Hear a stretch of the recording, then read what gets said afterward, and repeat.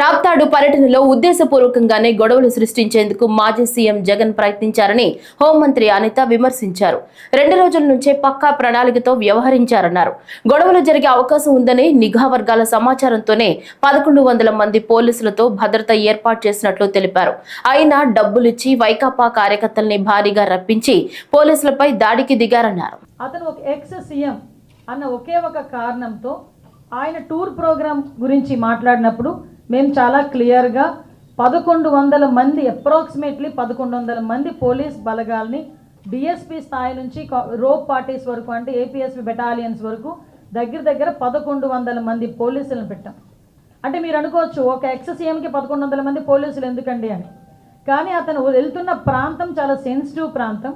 తను వెళ్తున్న ప్రాంతంలో ఏదైనా గొడవలు జరిగే పరిస్థితి ఉండి లా అండ్ ఆర్డర్ కనుక ఇబ్బంది పడితే సామాన్యమైన ప్రజలు ఇబ్బంది పడతారని ఒకే ఒక కారణంతో గౌరవ ముఖ్యమంత్రి గారి ఆదేశాల మేరకు డీసీపీ గారు అందరూ కలిసి సుమారుగా 1100 మందిని అక్కడ డిప్లాయ్ చేశాం. వాళ్ళు డిప్లాయ్ చేయడమే కాదు, ప్రతి ఒక్కరికి కూడా వాళ్ళకి అక్కడ బాడీ ఆన్ కెమెరాస్ కానీ, రోప్ పార్టీస్ కానీ, మళ్ళీ పబ్లిక్ అడ్రస్ సిస్టమ్స్ కానీ, డ్రోన్స్ కానీ, ఏరియల్ సర్వేలెన్సెస్ గురించి డ్రోన్స్ కానీ, ఫైర్ టెండర్స్ కానీ, అంబులెన్సెస్ కానీ, గ్యాస్ గన్స్ కానీ ఇవన్నీ కూడా పెట్టుకున్నాం. అంటే సాధారణంగా ఒక విఐపి వచ్చినప్పుడు ఎటువంటి ట్రీట్మెంట్ చేసుకుంటామో ఆ ట్రీట్మెంట్ అంతా కూడా ఒక సాధారణ ఒక పులివెందుల ఎమ్మెల్యేకి కూడా కేవలం ఎక్స్ సీఎం అన్న కారణంతో మేము ఇవ్వటం కూడా జరిగింది. ఆ సంగతి కూడా మీరందరూ కూడా గమనించాలి.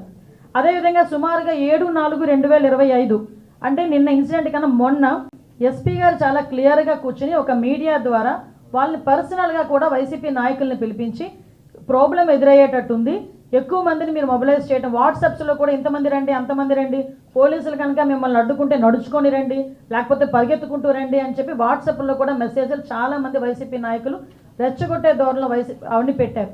వాటి నేపథ్యంలో ఎస్పీ గారు కూడా అది చాలా నేరో రోడ్, పక్కన ఒక చెరువు ఉంది, ఒక పక్క చూస్తే కొన్ని 2-3 విలేజ్లు చాలా సెన్సిటివ్ విలేజెస్ ఉన్నాయి కాబట్టి అక్కడ మీరు వచ్చేటప్పుడు కూడా ఎక్కువ మందిని మొబిలైజ్ చేయడం కానీ, అదేవిధంగా కొంచెం అక్కడ లా అండ్ ఆర్డర్ సిచ్యువేషన్ని కొంచెం కంట్రోల్ చేయడం కానీ, అక్కడ సెక్యూరిటీ పర్పస్లో కూడా ఎక్కడ కూడా ఇబ్బంది లేకుండా పరిస్థితి చూసుకోవాలి, సెక్యూరిటీ పరంగా మేము చూసుకుంటాం, బ్యారికేడ్స్ అవి కూడా జాగ్రత్తగా చేసుకోవాల్సిన బాధ్యత మీది అని చెప్పి ఆ వైసీపీ నాయకులకి అందరికీ కూడా చాలా క్లియర్గా చెప్పారు.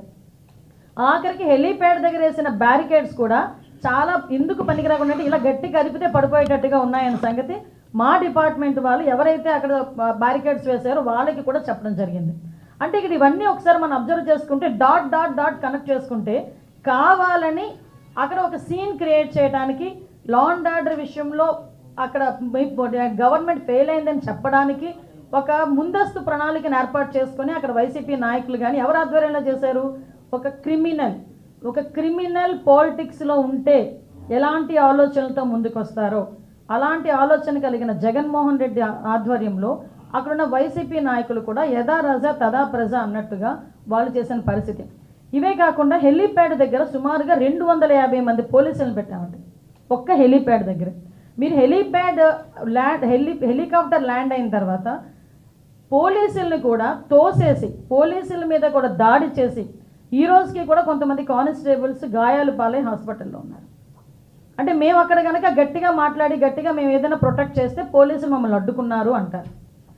మేము అయినప్పటికీ కూడా ప్రొటెక్ట్ చేయడానికి చూసినా ఒక విఐపీ అక్కడ ఉన్నారు, అక్కడ మీ ఎక్స్ సీఎం ఉన్నారు, అతని ప్రొటెక్షన్ మా బాధ్యత అని మా పోలీసులు ముందుకు వచ్చి 250 మంది పోలీసులు ఓన్లీ ఒక హెలీప్యాడ్లోనే ఉంటే వాళ్ళని తోసుకుంటూ నెట్టుకుంటూ దాడి చేసి మొత్తం అందరూ కూడా హెలికాప్టర్ దగ్గర చేరుకున్నారు.